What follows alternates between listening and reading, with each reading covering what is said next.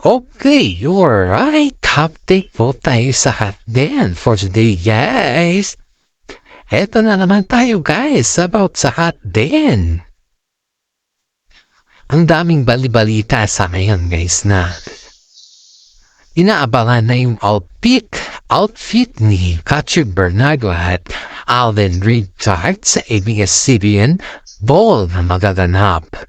Pero sa ngayon, guys, sa ngayon ay sabi ng mga karamihan na it's better to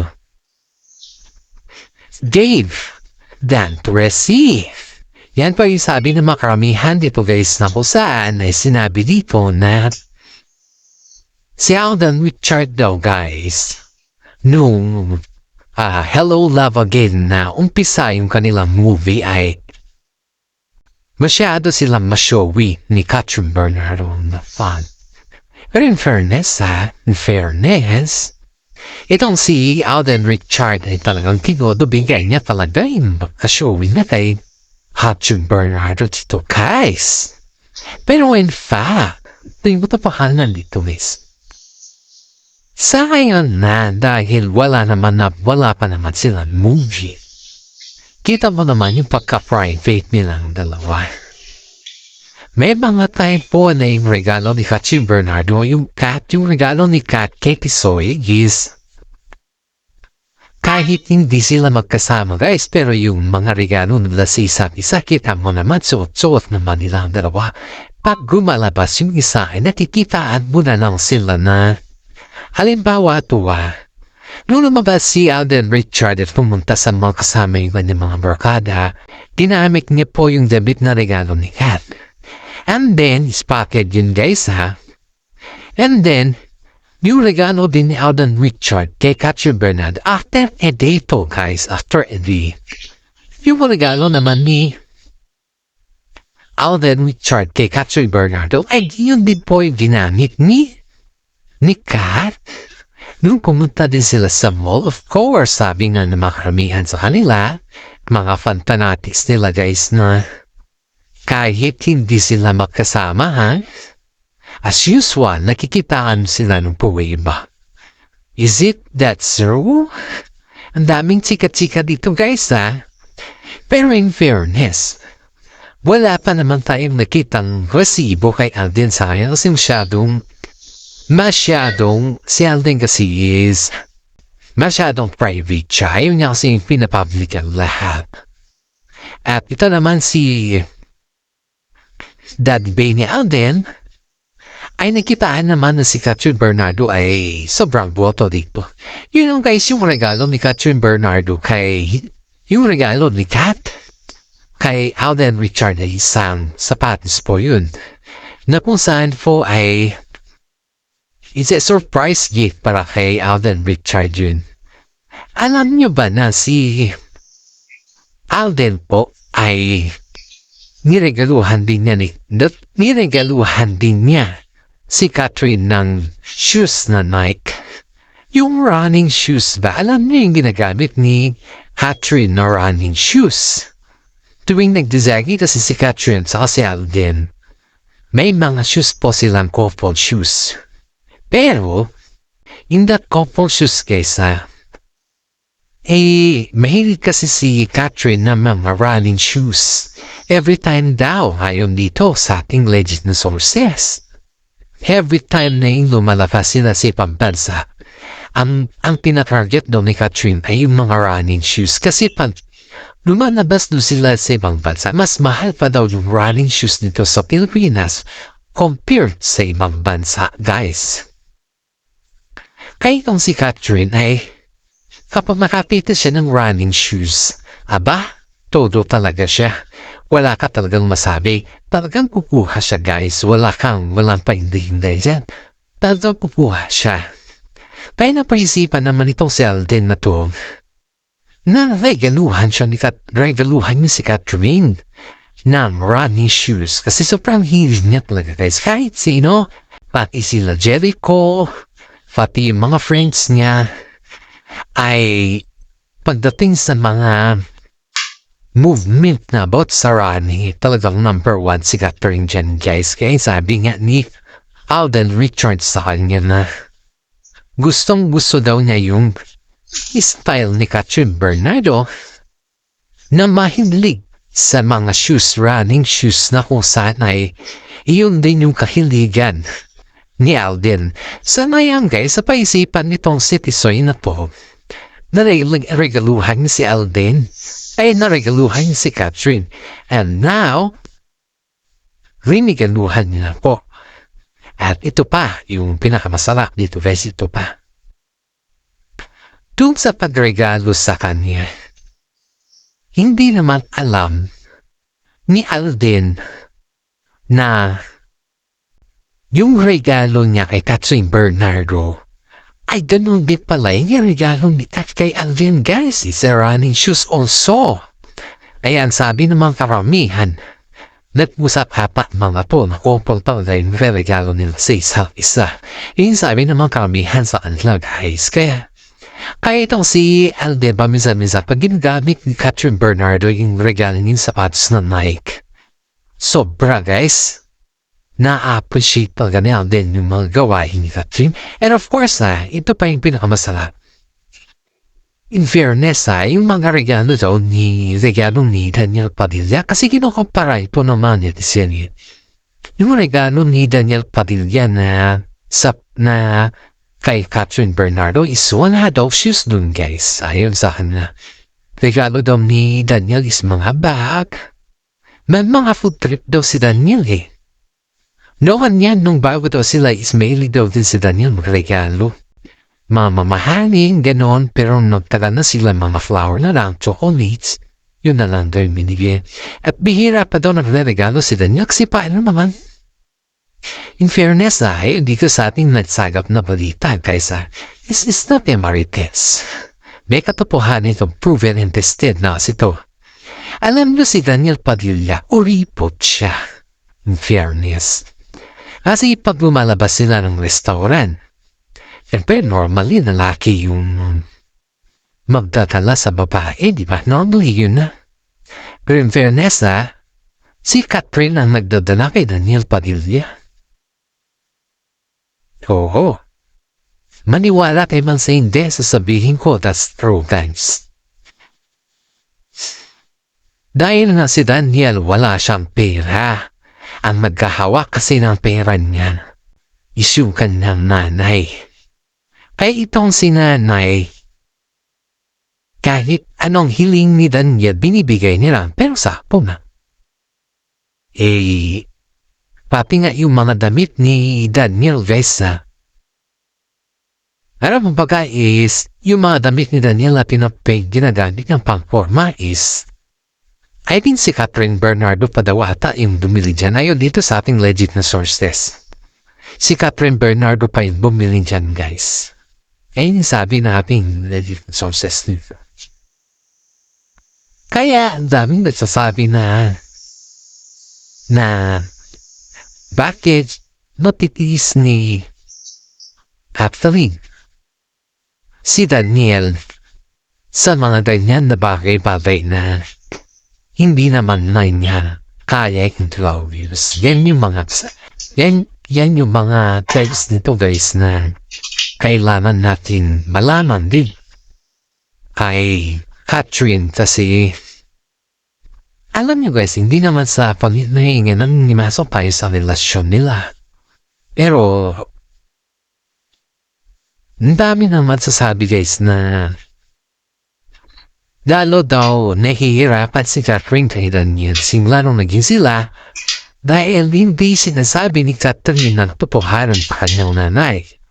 Pinatatakpan niya palagi si Daniel. And kaya ganito na lang daw constant ko si Mami Ming kay Catherine sa ngayon dahil kita naman natin na si Catherine yung the best claim sa lahat ng anak ni Mami. Lahat naman sila tapayas. Pero si Catherine yung nagbigay ng ginhawa sa kanila.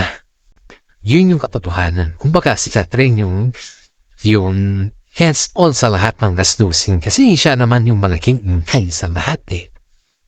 independent ngayon kapatid ni Catherine, pero kahit paano is dapat siya yung malagaan ni Ma'am Min sa Catherine dahil siya naman nung bigyan ng magiging kanto sa lahat sa kanilang pamilya. Kaya itong si Mami Min medyo hindi para ito ayaw dito sa ating legit na sources Kaya naiinggit si Daniel kay Alden Richard, guys. Diba nung bed show, do you remember yung vlog ko na yung about sa bed show, guys? Ito, guys, hindi naman na vlog talaga po. Kumbaga lang is, sinasabi ko lang to para sa update natin sa kanila. Kasi yung lahat naman kasi nakikita niya is mga shows lang. Hindi nyo alam po ano yung the reality score. Ano na yung sa loob ng showbiz nila. Hindi ninyo alam po ano yung talagang mangyayari. Kasi ang alam nyo lang is ito yung kaganapan for today. Ito sila, nandito sila sa mga show weekend. Pero hindi reality talk, guys. Hindi niyo po alam kung ano yung hidden agenda din sa loob ng din. Kasi ako kasi guys, legit kasi ako Ayaw kasi guys yung, alam niyo pag nagbablot kasi kami, nagpapag ako, di ba may mga legit na sources ka? Hindi ka naman pwede na ilantad na yan, sibo na yan. Kasi, bilang isang content guys, hindi ka naman pwedeng maglantad ng iparesibo mo na yan. Kung ang mga content naman natin guys, it's too privacy at hindi pwedeng sabihin na pero only for the update purposes para sa inyo, yun ang iwan ko. Pero yung sabihin natin na yung ganyan ba na ilantad natin kung ano yung resibo natin, hindi naman siguro tama yan. Diba? Kasi pag resibo naman din lahat, ang dami naka-upload dyan. Ang daming naka-upload dyan. Pag resibo lang naman ang hinahanap, sobrang dami. Pero yung about sa ating kasi hindi naman tayo pwedeng magbanggit ng mga pangalan. Kung sino yung kilala natin na nagsasabi sa atin, di ba? Because ang mga vlog natin guys, hindi lamang po sa mga shows. Full maraming effect po ating mga vlog. Okay, dito na tayo Sa mga basers ko dyan, bahala kayo guys. Basta ako, shout out ako sa mga masugid na nanonood sa akin. Shout out po sa mga fans ko na lalo na yung mga senior citizen. Alam pong mahal na mahal ninyo ang ating vlog dahil dito po kayo. Dito po kayo talaga matakinig kasi ang mga vlog natin guys is interesting talaga. Ito na guys itong si Daniel based dito itong si Daniel kaya niya hinahanting si Alden Richard. Kasi number 1 ay di pa napapabalita naman dun sa Hong Kong na tuwing lumalabas yung mga kaibigan ni Catherine Bernardo at saka si Alden Richard dun paglalong-lalo na sa restaurant ay nagunahan yung dalawang mabayad ng bill. Diba? Di rin ang first one guys, kung hindi niyo po naalala yan, but I just vlogged that one before pa. Yan yung nagunahan sila na dalawa kung sino yung mabayad ng sila, Alden at Catherine. Paminsan-minsan pa nga daw guys inuunahan na. Ito yung inuunahan na yung Alden si Catherine na pumunta ng bayad kunin na yung pinat. Sabi na lang daw may Alden na paid na. Kaya yung mga kasama nila dun sa movie no na may love list na sabi na Slow Love again ay nagustuhan si Alden Richard kasi hindi siya kagaya ni Daniel na medyo may kumbaga guys is sa samahan okay daw si Daniel pero pagdating sa labasan ng mga pera kailangan maglabas hindi siya yung tao na siya lang yung naglalabas ikaw kumakain lang wala daw. Sometimes lang daw yan. Pero hindi palagi, hindi kagaya ni Alden Richard.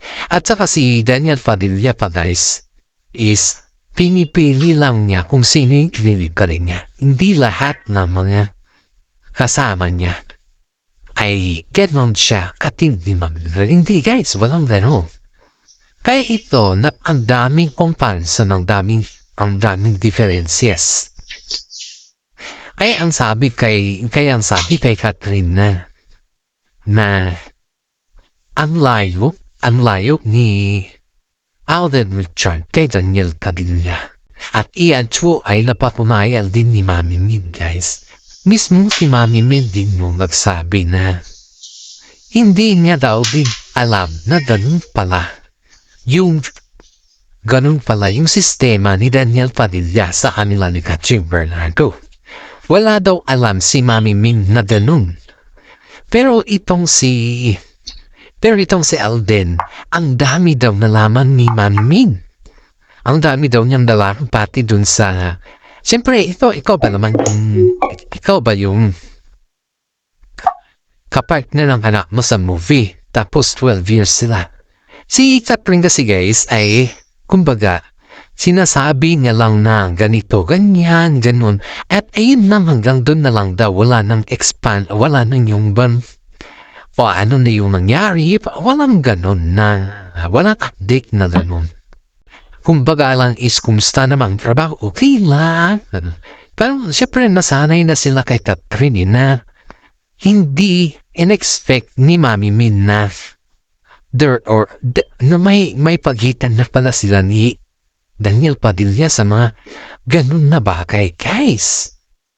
Kaya, nung makasama niya si Alden dito, napapamayan ni Mami Min na si Alden Richard, pati si Mami Min, pagkasama si Alden, pag sila lumalabas, dito napapanayan ni Mami Min na wala at talagang masabi kay Alden.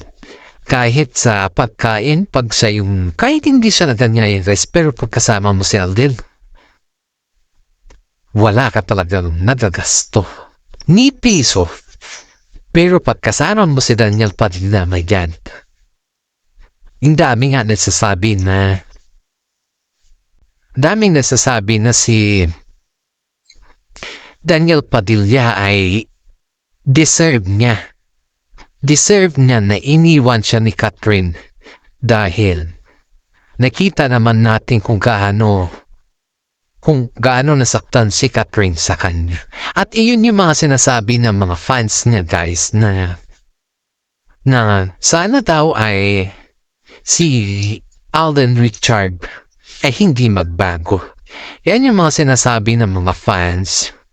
Dahil ang layo guys, pati ang daming nagsasabi pagdating sa comparisons, yung hindi ko confirm mo talaga si Alden daw ay Daniel, my God. Ang daming nagsasabi na iba si Alden kay Daniel Padilla. Sobra guys, ang daming nagsasabi. Kaya itong si Mami Minis, naguguluhan din paminsan-minsan. Dahil ang sinasabi dito sa kanya is, much better na si Alden Richard compared daw kay Daniel Padilla. Oh, yes guys, ang dami nagsasabi. Ay, itong si Alden Richard guys, itong si Alden Hortisoy, iniisip niya talaga kung ano na talaga yung magiging role niya kay Catherine. Pero in fairness, proud ang daming nagsasabi na kahit binabati ko si Tisoy na may anak siya.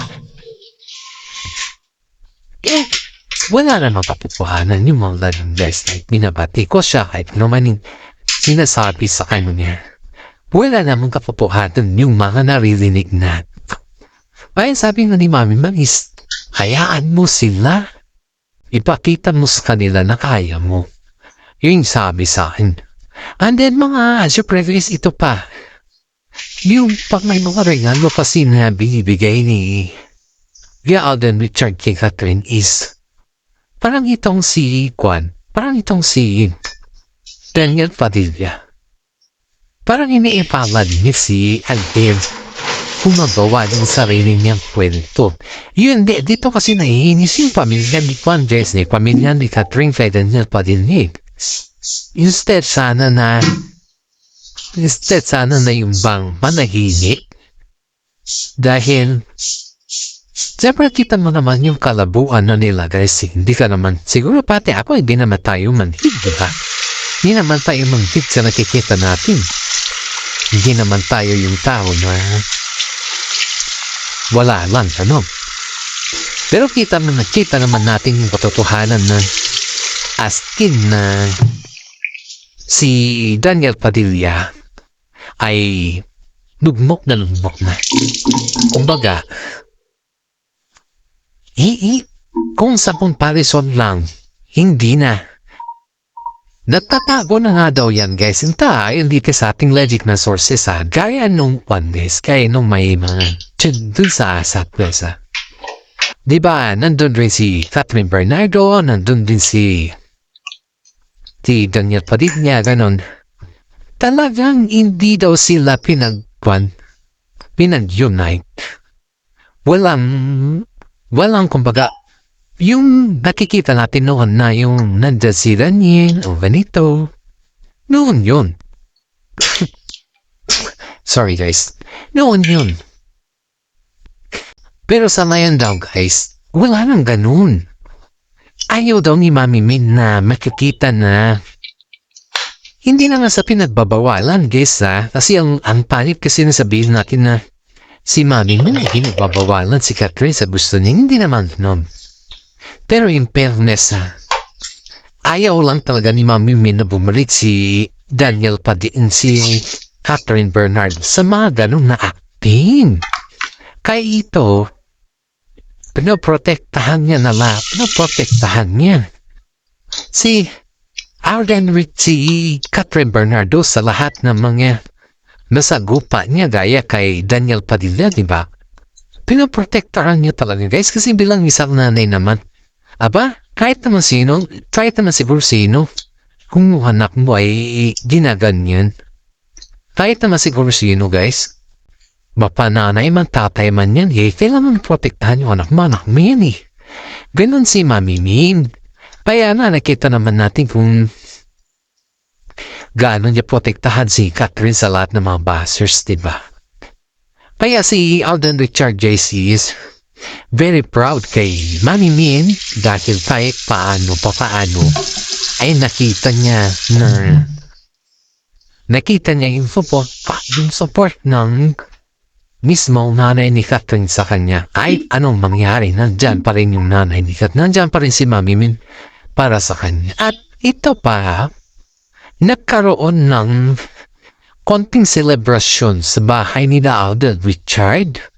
At yun ay yung celebration na parang may pinaplano guys ha. Pero ang plano na yan guys is malalaman natin sa next na natin. Next na vlog natin. Di ko muna yan i-update for today kasi hindi pa naman natin na-confirm kung ano yung usapan nila. At ito naman guys, shout out po sa mga fans natin dyan, mag-fantanatics natin dyan. Sana naman, paki-like and share ng ating YouTube channel guys. Isang malaking tulong na po yan para sa atin. Alam kong naiinip na kayo guys ha, kaya huwag tayong mawalan na pag-asa kasi kayo lang naman dyan ang ating fans for today. Maraming salamat at God bless po sa ating lahat.